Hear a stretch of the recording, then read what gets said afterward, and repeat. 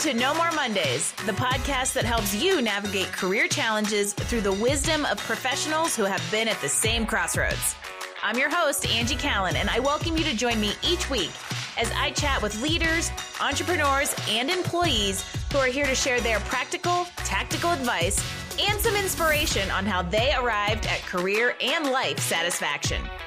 From job searching and career changes to going out on your own, we are breaking down barriers and providing actionable takeaways to help you take charge of your Mondays and ditch those Sunday blues. Welcome to No More Mondays. We hear buzzwords all the time, soft skills, hard skills, but which one is really most important to building your marketability and growing in the professional world? We're going to dig into this burning question and so much more as I welcome Jeff Shannon to the show. Jeff's current work as a partner at Bravium, a boutique facilitation and executive leadership firm, totally resonates with me. I'm excited to dig into culture, leadership, and a lot of pragmatic solutions for propelling your organization and yourself forward in life and business as we get into this conversation. Oh, and by the way, before he jumped into the strategic coaching and authorship Jeff's doing today, he was an award-winning brand director for Conagra Brands. This billion-dollar company has some recognizable names under its belt, household labels like Slim Jim, Duncan Hines, and my favorite go-to for gluten-free eats, Udi's. Needless to say, Jeff knows a thing or two about branding, career development, and optimizing your skills for today's workforce, and I am excited to learn a thing or two for him today. So let's welcome to the show, Jeff Shannon. Hello there. Great to be here. Yay. I'm excited to talk because I think you and I have lots of overlapping perspectives, and I feel like we kind of play in like the two different sides of the same sandbox. Love it. Love it. So let's start with diving into Bravium. I want to hear a little bit more about kind of the work you're doing there, how that came to be. And so tell us about your company. Yeah. So Bravium, we are a facilitation, leadership development, and executive coaching firm. And what that means is we lead meetings. So when it comes to facilitation, maybe it's an innovation workshop, a team alignment workshop, a strategic planning workshop. We are the ones who come in and we run the meeting for you so that you can be a participant. That's one of the big challenges that we hear from leaders is, hey, I want to host an offsite, but I want to be a participant. I want to join in the work to be done. And so us as facilitators, we take the reins and run that meeting. We also do leadership development at various levels in the organization, that all the fundamental skills of managing and leading people. And then we do the one-on-one executive coaching with folks in all kinds of industries. And this is really driven towards building good, healthy, productive cultures across kind of all of the corporate landscape. Am I right? Yeah, absolutely. Yeah. People ask us what industry we're in. It's like, gosh, we are more local than we are, industry specific, meaning that we do a lot of work for just about everybody in this Midwest region. And what I like about this idea of, and what I was saying about kind of living on the other two opposite sides of the sandbox is really my work in career coaching is all about helping people kind of find good cultures. So I always love when I talk to somebody who's helping the leadership who's going to hire candidates to create them. And I feel like this is a really trending area or even potentially kind of roadblock in corporate America today as kind of generational shifts happen in the workplace and just all those kinds of things. Yeah. What I'm seeing when we're in workshops, what the common themes are getting really clear on what we're doing. And even more important than what we're doing is how we're going to do it, getting aligned on the work that needs to be done. And getting folks in the room and having that really strong dialogue and making it safe for them to have that conversation, challenge each other and challenge their own thinking tends to be the themes that I'm seeing, day in and day out. And I'm guessing that before starting this kind of consulting firm, you experienced a lot of this as a leader in, kind of a large billion-dollar corporation. So give us some more backstory and kind of tell us how you got to this point in your career. Yeah. So I started out in my career as a finance analyst. So I had a finance background, joined Conagra in 2000 and had various roles within finance, financial planning and analysis, insurance, mergers and acquisitions. But all along the way, I always had a side gig within the organization. So I had my day job and then I had my after hours job or, kind of on the weekends job within the company, always doing the culture work, the leadership development work, any of those type of side projects. I was always the person who kind of raised his hand or got asked to invited to do those things. About I don't know, 10 years into my career, I had the opportunity to go from supporting the business as a finance lead to running one of the businesses for the Banquet brand, the Banquet frozen foods brand. And so I got to move, change seats. I went from being the co-pilot to the pilot of that business. And along the way, it was really those soft skills to me that transferred from one function to another that were really most interesting and most important to me. And what I think is really interesting about you, and I didn't actually know the finance background piece. And it's funny because before we came on air, we got into a funny conversation about the book Profit First and its author, Mike Michalowicz. And I commented on the fact that he's just like that non-traditional finance guy who's, clowny and adds personality to a really dry subject area. And I feel like you found soft skill strengths that help you build upon that technical kind of very in a box area that really drove a career trajectory. Yeah, absolutely. For me, I think if I learned anything in my career, like I feel like that, learning yourself is like the most important piece. And what I learned early on was I was never going to be a specialist. I was never going to be that super technically proficient finance person. And so I had to figure out a way to be a generalist and like use that to be an advantage, not a disadvantage. And so for me, that was mastering the soft skills, mastering the relationships, mastering the collaboration and working with people to be known for that. Probably not known for his, accounting acumen, but good enough when it came to those things. But superpower being in those soft skills. It's really important certainly as a young person to like, well, where do I live? Which one of neither one of them, one's not better than the other. It's just figuring out which one you are, right? And I think of it as specialist or generalist. Which ones are you? And then try to play to those strengths rather than try to fit the box that maybe the function says that you should be. I think that's great advice, especially going into like the piece about the function. And I get on a soapbox about the fact that I struggle with how corporate America hasn't created a growth track for people who actually have the hard skills and want to grow in that technical specialist way. It's almost like you have to go to the soft kind of generalist angle, which then makes it feel and look like that one's more important and better when they're just different. And you need both of them to make it work. I would just love for there to be kind of like a growth track for the people who want to remain technical specialists and grow in knowledge, just like there is that track for people who want to grow in leadership. Yeah, you'd love this. One of our clients actually is very deliberate about that they have a track, and the way they describe it is you don't have to become a people manager to get promoted. That they have to answer exactly what you just said, they're in the technology and software space, and that it's like, nope, you can continue to get promoted on a different track based on your skills and your individual depth of expertise. And now, like you said, I don't know a lot of them like that, but I know at least one. So there's hope. We've proven the concept. There's one. I was just going to say, it makes me excited that somebody's paving the way for that. And I think this is a good segue into talking a little bit about your book, Hard Work is Not Enough. So it's not going to be a surprise based on everything we're talking about, like how that book came to be. But I would love for you to just give us a little bit of info about it, talk about how it came to kind of conception, and especially the title, like why is hard work not enough? So talk about your book. Yeah. So there's kind of like two stories that kind of set up the stage for this book for me. The first is I had a talent review meeting with my manager. This is when I was in finance. I had a talent review meeting. So they got their 9-box scores, and I go in to have the meeting with my manager, and she basically says, "Hey, you're not promotable beyond the next level." And it was just such an absolute shock to me. I had perfect, performance ratings. I was always involved in all the projects. I was completely blown away by this. You're and like, what's going on here? Right, exactly. Stop. Yeah. So I asked her, I'm like, why? What makes you say that? And what she basically told me is like, well, we don't think you can see the big picture. We don't think you have executive presence, and we think you're too in the weeds. And for me, it was like, well, what do you do with that? How do I do anything with that? And so what I did was, well, I'm going to prove them wrong. I got mad and I'm going to double my effort, and I'm going to get even better at what I do. And a year later, I was in the same spot. And it's right about that time, I was also learning how to swim because I wanted to do a triathlon, a swim, bike, run event. And I was at the pool, and I'm trying to swim back and forth across the pool, but I'm doing horrible. I could barely make it to the other side without passing out. And this guy in the swim lane next to me leans over the rope and says, "Hey, you're doing it all wrong. And I'm like, what? And he's like, listen, you're thrashing up and down this water like a runner, like thinking that the harder you swim, the more muscle you use, the faster you go. And that's not how it works in water. Water is 800 times denser than air. You need to stop using muscle and start being more streamlined.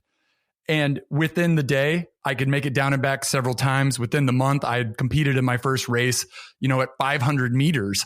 And it was like this simple paradigm shift for me that changed my performance in the pool. And then I started asking myself, well, what's invisible to me at work? What is not working for me at work? And what it is like, oh, it's not all this expertise and hard skill stuff. It's actually the soft skill stuff. That is what I really have to be known for. That's what I have to master to be more believable if I'm going to have any sort of influence and do meaningful work. It's like, thanks, dude in the pool, for the unsolicited advice that was basically distills down to that cliche idea of work smarter, not always harder. Yeah, absolutely. Well, and I think that what he was getting at was just like the environment. Like, look, in your career and in the pool, the environment's changed. Because people's expectations go up for you. So you think about like hard work. Let's just keep it simple. Hard work. When you start out, the advice you get from your parents is, hey, just go and work hard. And that is a differentator, right? In the beginning. But there's different ways to work hard. Sure, absolutely. Yeah. But in the beginning, you're proving yourself, right? Yeah. But then as you get further into your career and more experience, the expectations start to go up. And there's actually, I believe there's a point where you go over the curve. And on the other side, if you're working so hard, people start to go, why are you making that look so difficult? Why do you have to work so hard? Like, it's not that complicated, right? It actually could work against you for like doing too much or being too busy. That actually starts to get in the way of your ability to influence people. I think that's a really good point. And there's a message here that I want to make sure we kind of pause and highlight. And that is that there are kind of two ways you can progress into this idea of like building soft skills, because some people have them naturally. And I think some people have the idea that if they don't have it naturally, I can't build that muscle. But you're a very good example, real world example of having this realization and saying, I need to go be better at these things I'm not naturally good at. Yeah. Well, and I think there were some in there, but it was like recognizing that like, that's going to be the way for me, that I'm not going to be able to do it the other way. And I look around and seeing other people, trying to fit into a certain box. And it's like, hey, what can I do different? How can I think about this a little bit differently? And for me, it came down to the behaviors. What are my behaviors and attitudes? That's what differentiates people. And gives them more influence in the marketplace, right? Like once you get to a certain level, everyone's an expert at something. Everyone's known for working hard. Like that becomes table stakes, not something that makes you different.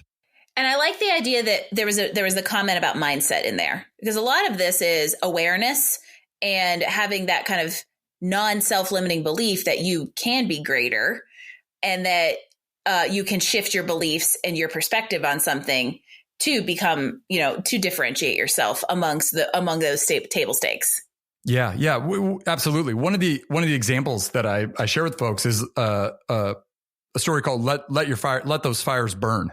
Right, you're gonna have to let some fires burn. So many people are at work; they're always putting out fires. Hey, what did you do today? Oh, I'm putting out fires. I'm solving problems. And it's like, hey, if you want to be more influential and more believable, you're probably gonna have to start prioritizing which fires you work on.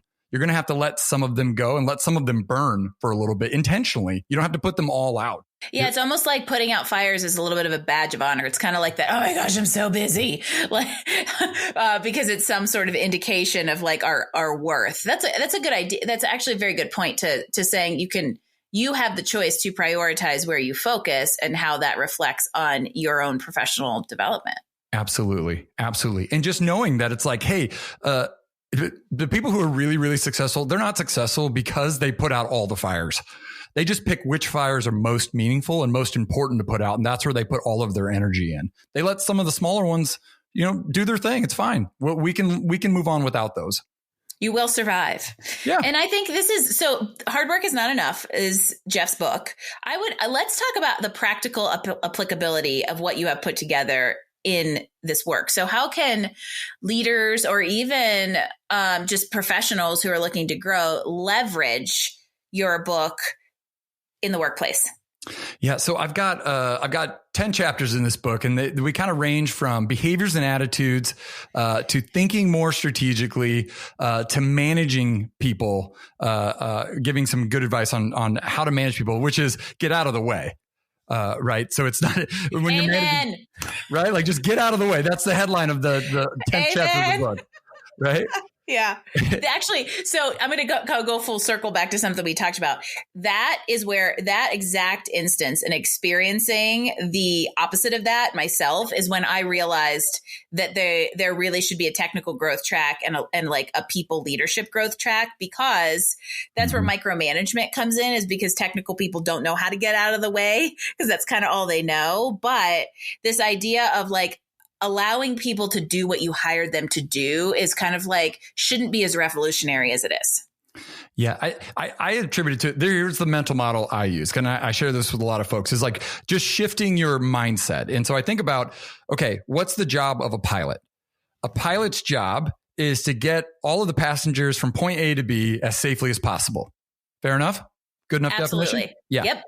So that is usually how we get to be someone's manager, is by being a really great pilot. The problem is when you are someone's manager, now they're working on being the pilot. And so most people don't know what to do. Like, well, I'm a pilot, so I do pilot things. I fly the plane. I make all the choices. I'm the one responsible for everything. And if you want to be a successful manager, I would argue it's not about being a pilot anymore. You need to start thinking more like a flight instructor. Now, a flight instructor's job, what's their job? Their job is to create pilots. To create more pilots, right? And how, if you were in let's pretend that we're flying together. You're getting a lesson from me. I'm the flight instructor. And the first moment of turbulence, I grab the stick and take over. I always take off. I always land. I only let you fly the really safe, nice weather stuff. I'm never going to learn how to navigate turbulence. I'm never going to learn how to land and take off. Exactly. Yeah. Exactly. So my job is to be there with you, right? To be your co-pilot and only get involved when there's imminent danger. I'm not going to let you crash the plane. That would be foolish for both of us, right? But what I need to do is give you enough space and enough opportunity that you can become a really good pilot. The real opportunity is for you to be growing. I should be asking you questions.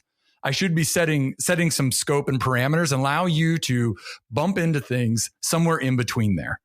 And I think what you just mentioned is, I think you're exactly right. It's not because we don't want to. It's more about building the muscle and kind of training ourselves against the natural tendency to want to control and have a hard grip on something because it's uncomfortable to do that. But this whole idea of kind of like wanting to serve people really comes into something that we're kind of talking about throughout this season of No More Mondays, and that's mentorship. I would love to know kind of your perspective on mentorship and even personally kind of how that's impacted your career trajectory. Yeah, I would say this: if I'm have any success at all, it's because I've had a lot of help, and it's picking the people who can be your guide through the forest, right, of growth, picking the right people to be that guide. And I've got, and what I would say is not picking the right person, but it's picking a group of people. I was actually having coffee with someone today, and I have a friend of mine. His name's Chris Routh. I'm gonna say his name, a shout out to him, but he is my logic person. He's my business sense person. And he's a person I have a conversation with even when he's not in the room. You know, what would Chris say in this type of situation? How would he approach this? I've got other people, like, I don't know if you're familiar with Jocko Willink. You know, he's when I feel like quitting and not being disciplined or not getting out of bed, like if Jocko was here, what would he say right now? Having a circle of people that give you, the elements that you want to be more like, right? Like, I don't want to be like one person. I'd like to take the best from 5 or 6 people and try to make up that new person that's good at all of those things. Does that make sense? Oh, absolutely. It's kind of like the old adage of not being the smartest person in the room or surrounding yourself with the people that you want to take on their characteristics. So I'm going to change directions because I want to talk about Jeff the human.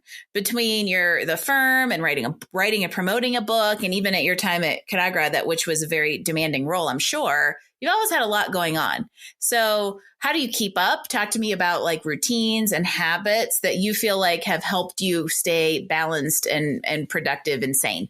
Boring. That's my, that's going to be my answer. My answer is going to be boring. As for me, what works is, I am early to bed. I'm early on the wake up. I'm super consistent in my self-care. I wake up every morning, I take my HRV, I drink my glass of water. I get the workout in every day. I've got a group of people that hold me accountable on my workout and self-care, and I read a lot. I would say those would probably be my 5 secrets to what works for me. I mean, that's not boring. It just shows how practical it is to implement that kind of structure. And something that comes up a lot here on No More Mondays is the morning routine. And I have one. It's actually very similar to yours. There's obviously books written on this, but there's a reason it's such a big thing. Yeah, absolutely. For me, it is because the morning dictates for me how the rest of the day is going to go. So tell us a little bit more about kind of you as a person, and when you're not kind of being boring and reading and, going to the gym, what kind of, what rounds you out? What are you up to in your free time? Yeah. So free time, like I said, it's pretty intense on the workouts every day. We try to get the kids involved in that as best we can. I've got 2 kids, Brady and Mallory, 13 and 11. My son Brady has Down syndrome. So we spend a lot of time with Special Olympics. So I'm a board member there. I'm a coach. I'm a parent, a volunteer. So we end up spending a lot of time doing activities and events there. And I spent a lot of time, shuttling back and forth, using my car rides with the kids, taking them to swim practice and whatnot, as my opportunity to connect with them and just be part of their journey as they're, figuring out who they are. I'd say the last thing we probably do that's popular with them right now is we call it Nuggle Nuggle, which is just our way of saying like we're all going to pile on the sectional and get some popcorn and get some blankets and watch a TV show together. I love it. You got to love having teenage kids that are still into something called Nuggle Nuggle with the family. I love it. Yeah. They're pretty serious about it too. Like it's like pajamas on, Nuggle Nuggle, 7:20. Let's go.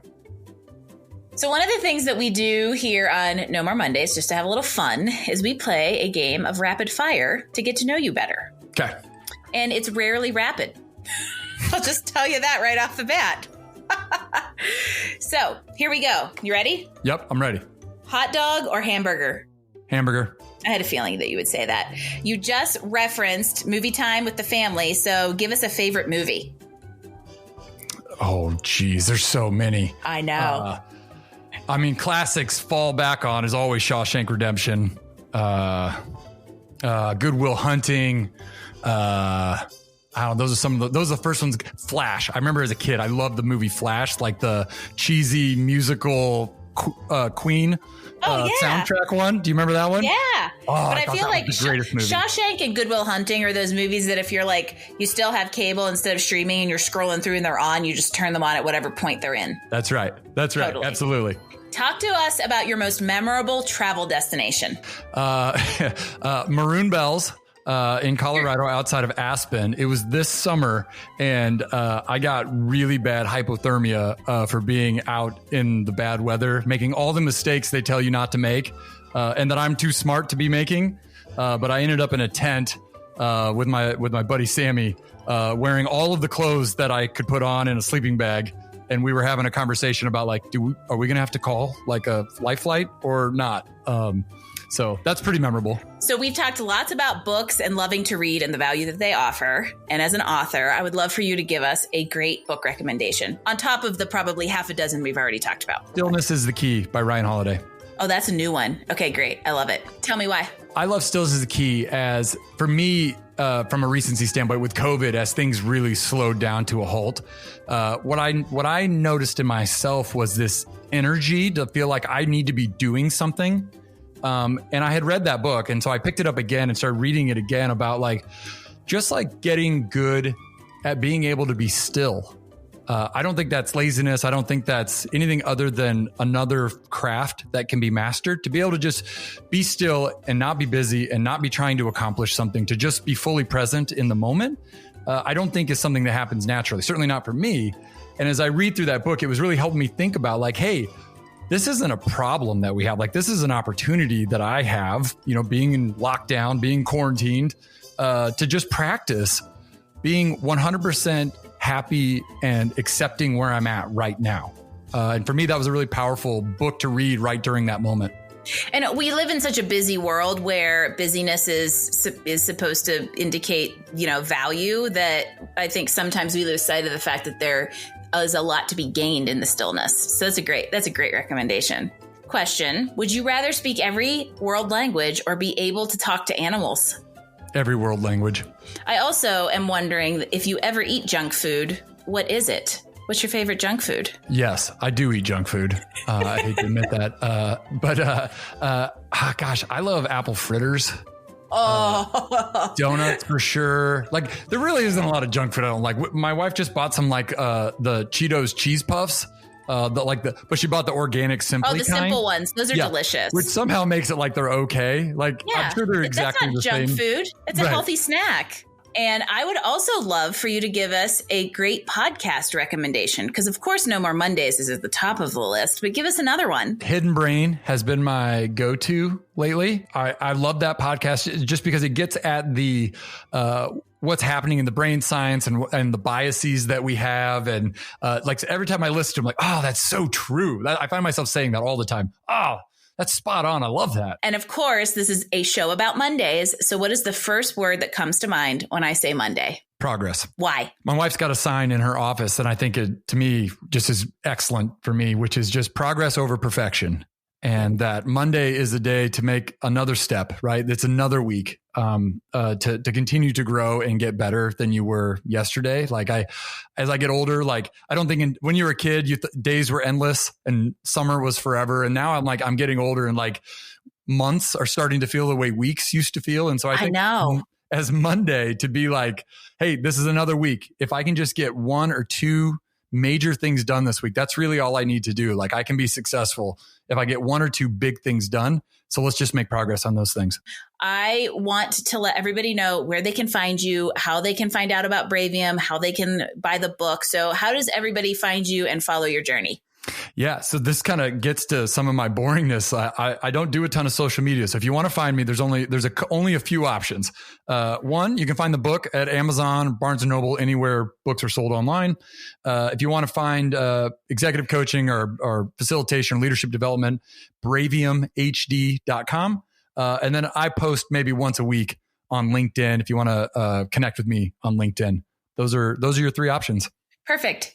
And as we kind of wrap things up, there's been lots of really great kind of practical suggestions and just tools through this whole conversation. I would love for you to just bring it home with that one last big nugget of wisdom. What's your best piece of advice on what our listeners can do to get a step closer to a more enjoyable career? Read every day. You are not alone, and you are not the first. Read, read, read. I can't stress that enough. LeVar Burton told us whenever we were little, there was a reading rainbow. Follow it, folks. Jeff, this has been an amazing episode of No More Mondays. I want to thank you so much for being on the show and joining the No More Mondays movement. I'm so glad you're part of the family now. Oh, thanks so much. And a LeVar Burton quote is fantastic. That's a great one. Yeah, I thought you'd appreciate that. Total 80s reference. I love it. I was going to say, we started with TV dinners and we ended with reading rainbow. Everybody, I hope that everybody out there has a great day after listening to this, and you feel some motivation to go out there and make your life the best, your life and career the best it can be. Jeff, thank you so much again for joining the show. We always love hearing from people who are enjoying what they do for work and in life, and you're definitely no exception. Thank you again. You're welcome. Thanks so much. For everybody out there listening, I would love for you to subscribe to No More Mondays. Leave us a 5-star rating wherever you get your podcasts. It is a huge help as we continue to inspire confident professionals everywhere with these amazing stories like Jeff's. If you'd like to leave us comments, feedback, or drop a guest suggestion, visit us online at nomoremondays.info. Thanks for joining us for another episode of No More Mondays. Tune in next week as we bring you more insights and actions to help you improve your life and career. Don't forget, visit us online at nomoremondays.info to get all the details, show notes, and recommendation from this episode. No More Mondays. We drop new episodes every Wednesday. No More Mondays is brought to you by Career Benders, Inc. in partnership with executive producer Jane Durkee. For more information about career coaching, resume writing, personal branding, recruiting, and entrepreneurship coaching services, visit us online at careerbenders.com.